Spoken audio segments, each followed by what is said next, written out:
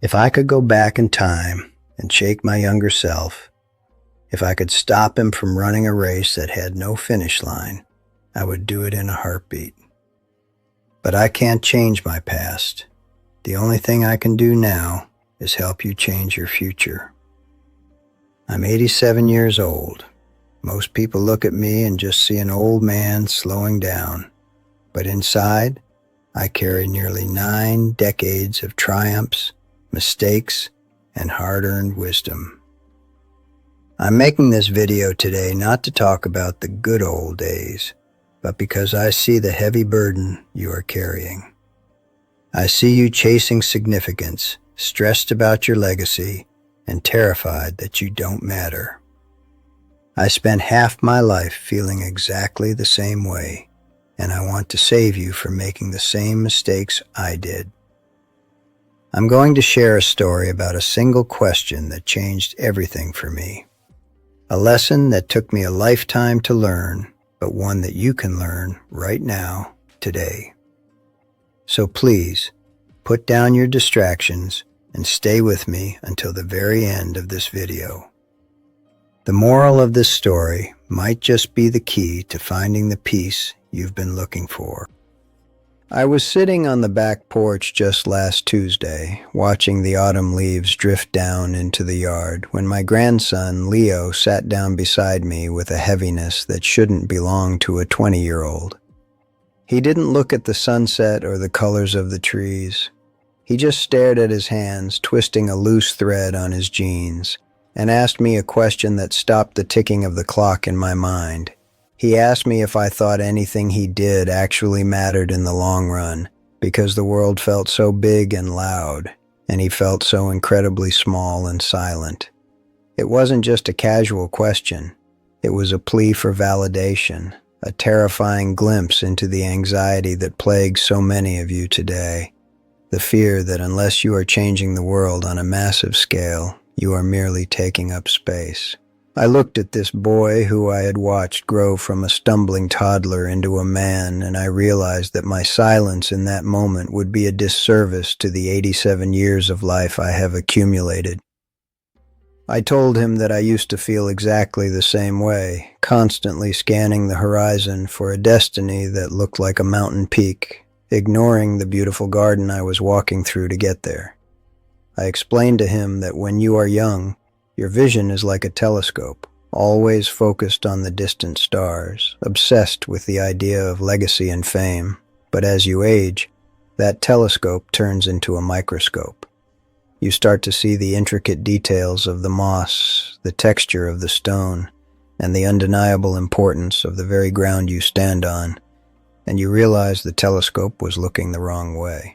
To answer him properly, I had to take him back to a moment when I was his age, standing in a city square, feeling entirely invisible among millions of people rushing to jobs they hated to buy things they didn't need. I remembered the crushing weight of insignificance, the feeling that if I vanished, the city would just swallow the gap and keep moving without a stutter. I told Leo that this feeling is a lie sold to us by a society that values volume over depth and metrics over meaning, trying to convince us that more is synonymous with better. We are taught that if our voice isn't amplified by a microphone or a million followers, then we aren't speaking at all. But the truth I have found is that the whispers are often what change the trajectory of a life, not the shouts. I saw his shoulders relax just a fraction, but the doubt was still lingering in his eyes, so I grabbed his hand, his strong young hand in my weathered, papery one, and told him that the physics of the human soul are different from the physics of the universe. In the universe, a small rock makes a small splash, but in human life, a small act can create a tsunami of change that lasts for generations, even if the person who started it never sees the wave crash against the shore. We are all blinded by the desire for immediate feedback, wanting to see the fruit the moment we plant the seed. But life requires a patience that only time can teach you. I wanted him to understand that mattering isn't a destination you arrive at, it is a way of traveling through the day. That conversation with Leo became the catalyst for everything I want to share with you in this video, because I realize that his question is the same question I see in the eyes of the cashier at the grocery store and the nurse who checks my blood pressure. We are starved for significance, hungry to know that our existence leaves a scratch on the surface of eternity, yet we look for that significance in all the wrong places. I told Leo that day, and I am telling you now, that you have likely already changed the world in profound ways without ever making a headline, simply by being the person who stayed when everyone else left, or the person who listened when everyone else was talking. That is where the magic lies. To illustrate this to Leo, I told him about a man named Elias who lived in the apartment below me when I was first married and living in a bustling, dirty city that smelled of coal and ambition. Elias wasn't a captain of industry or a famous politician. He was a simple watchmaker who worked out of a tiny, dusty shop that smelled of oil and old wood, surrounded by the rhythmic ticking of 1,000 clocks. To the outside world, Elias was nobody, just a stooped old man with a loop in his eye and trembling hands that somehow became steady as stone the moment they touched a gear.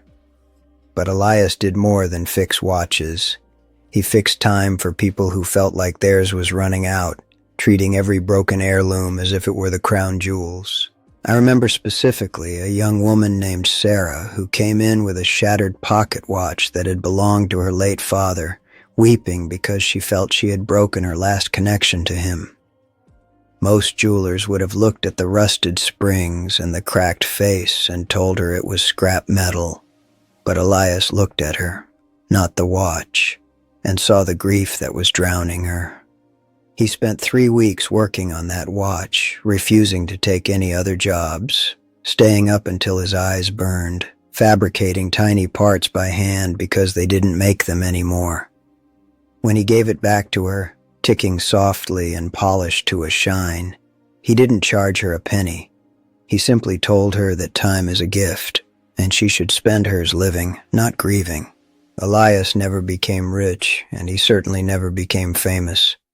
In fact, he died alone in his sleep with very little to his name other than his tools and a few books. But when the day of his funeral came, I expected it to be a quiet affair with just me and a few neighbors. Yet, when we arrived at the chapel, there was a line of people stretching around the block. There were hundreds of them, people whose heirlooms he had saved, people to whom he had given a kind word while changing a battery, people he had listened to while the rain poured outside his shop window. Each of them had a story about how this quiet, unassuming man had repaired a small piece of their world, and collectively, he had held the community together. I told Leo that if you looked at Elias's life through the lens of a history book, he wouldn't even be a footnote, and yet, standing in that chapel, I realized he was a giant among men. He didn't build skyscrapers or write legislation, but he built trust, and he wrote kindness onto the hearts of everyone he met, creating a web of goodwill that supported us all. It was a profound lesson for me as a young man, realizing that the people who hold the world up are often the ones we never look at, the ones who do the work simply because the work needs doing and because they care about the human being standing in front of them. Elias taught me that you don't need a stage to perform a masterpiece. You just need a workbench and a heart. That is the kind of impact that is sustainable, the kind that doesn't require an audience or applause to validate its worth, but exists purely because it is good and right. Elias was the first person to show me that significance is a quiet thing, a private thing. Something that happens in the silence between heartbeats rather than in the roar of a crowd. I often wonder how many people walked past his shop thinking he was just a sad old man, never knowing that he was the keeper of the neighborhood's memories and the guardian of its grief. We must learn to see the Eliases in our own lives, and more importantly, we must strive to be like him, finding our purpose in the detailed, careful repair of the broken things around us. We live in an era that is obsessed with the spectacular, constantly fed a diet of viral moments and billionaires and prodigies until we start to believe that an ordinary life is a failed life. I see this pressure weighing down on your generation like a heavy coat of lead. You are terrified of being average, terrified of the mundane, terrified that if you aren't exceptional, you are invisible. But I want to tell you, as a man who has chased both grandeur and simplicity, that the pursuit of grandeur is often a lonely, hollow race that ends in a room full of trophies and an empty heart. The best moments of my life were never the ones that looked good on a resume or got me a promotion. They were the moments that would look boring to anyone else but felt like magic to me. I spent 20 years of my midlife climbing a corporate ladder that I didn't even like, desperate for a title that sounded important so I could impress people I didn't even respect. I missed school plays, I missed anniversaries, and I missed the subtle changes in the seasons because I was too busy trying to build a legacy that would supposedly outlast me. I was under the delusion that if I built something big enough, I would defeat death, that I would be remembered forever, which is the greatest vanity of the human species. The truth is, statues crumble, buildings are renamed, and companies go bankrupt. But the memory of how you made someone feel safe or loved, that is the only thing that is truly indestructible. I tried to explain to Leo that the society we live in acts like a carnival barker, shouting at us to look at the bright lights and the loud noises, distracting us from the real substance of living. We are told that we need to leave a mark on the world, as if the world is a surface that needs to be scarred by our ambition in order to acknowledge us. But why must we leave a mark? Why isn't it enough to interact softly with the world, to leave it a little warmer, a little kinder, a little more understood than we found it?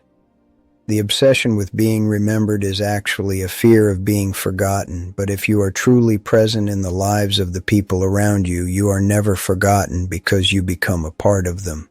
There is a profound nobility in the mundane, in the repetitive acts of washing dishes, driving children to school, and listening to a partner describe their day, which we often dismiss as chores. These are not chores, they are the rituals of love, the rhythmic heartbeat of a life well lived, and they are the things you will miss the most when they are gone. When I lay in the hospital last year with pneumonia, I didn't lay there thinking about the awards on my shelf or the speeches I gave at conferences. I lay there thinking about the smell of my wife's coffee on a Saturday morning, the way the light hits the floorboards in the hallway, and the sound of my children laughing in the backyard.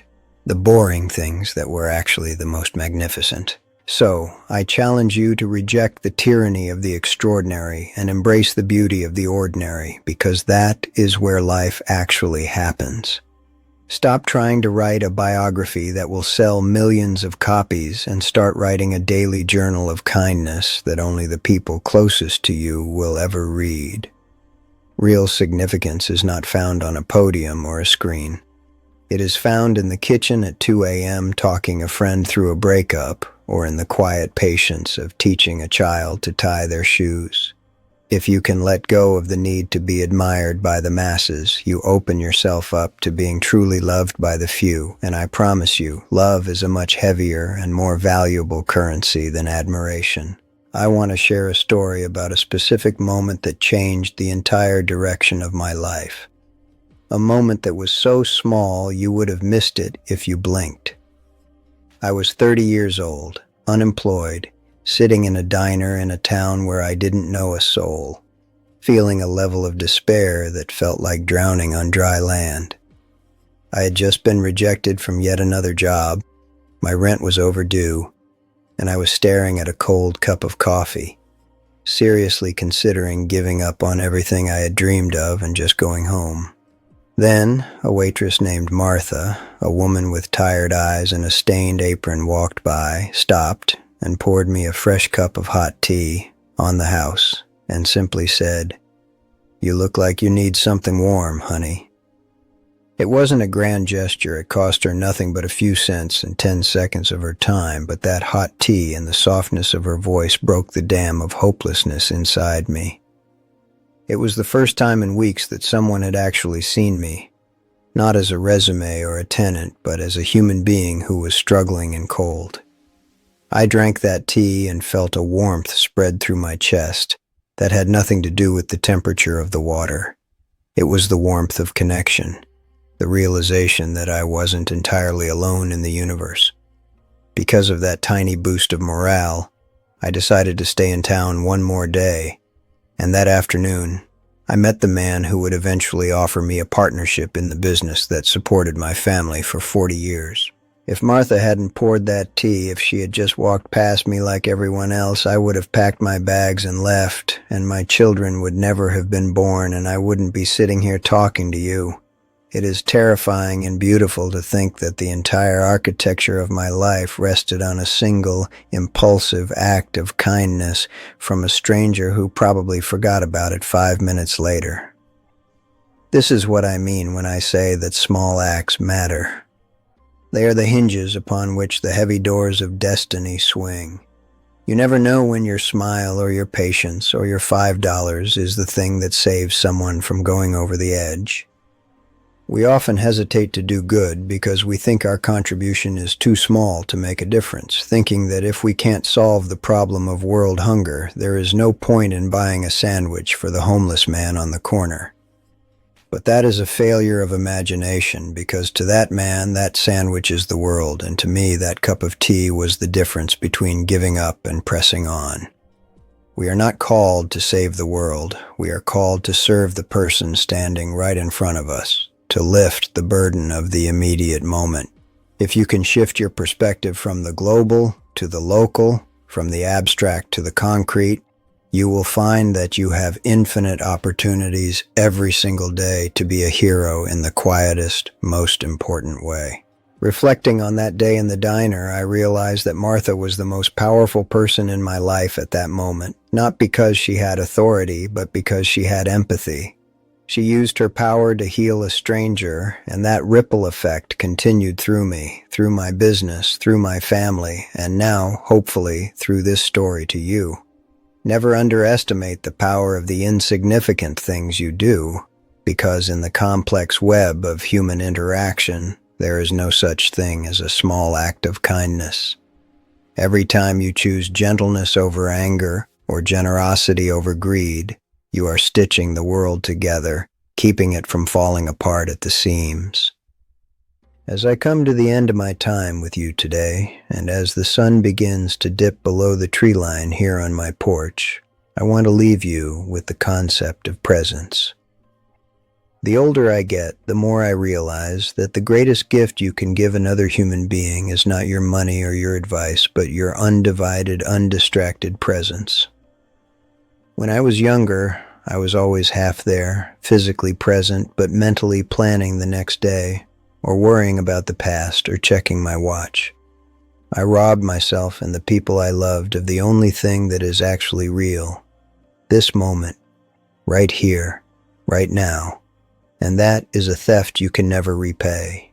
To matter means to be there, to truly inhabit the space you are in, to look someone in the eye and let them know that for this span of time, they are the most important thing in the universe to you. In a world that is constantly screaming for our attention with notifications and headlines and advertisements, the act of listening has become a revolutionary act of love. When you listen to someone without interrupting, without planning your response, without glancing at your phone, you are telling them that they exist, that they have value, and that they are worth your time. That is how you cure the loneliness that plagues us. Not by being famous, but by being present. I told Leo that he doesn't need to conquer the world to matter. He just needs to show up for it, to be honest in his dealings, to be kind in his interactions, and to be brave enough to care when it's easier to be cynical. True significance is a quiet confidence that comes from knowing you have done your best to add light to the room you are in, regardless of how big or small that room is.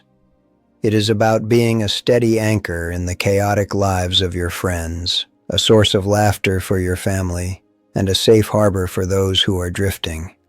If you can do that, If you can be a sanctuary for others, then you have achieved more than any emperor or billionaire ever could.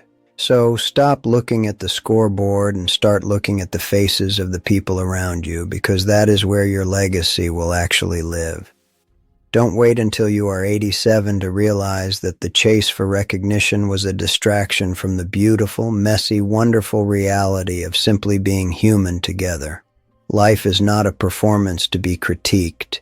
It is a garden to be tended, and your hands are needed in the soil, nurturing the small, fragile things that grow there. That is the answer I gave to my grandson, and that is the answer I give to you.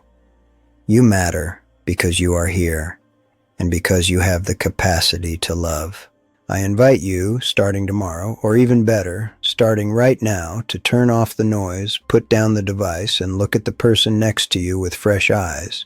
Ask them how they are and actually wait for the answer. Help them with a burden they are carrying. Share a moment of genuine connection. You will find that the empty feeling of insignificance vanishes, replaced by the deep, resonant joy of knowing that you are a vital thread in the tapestry of life.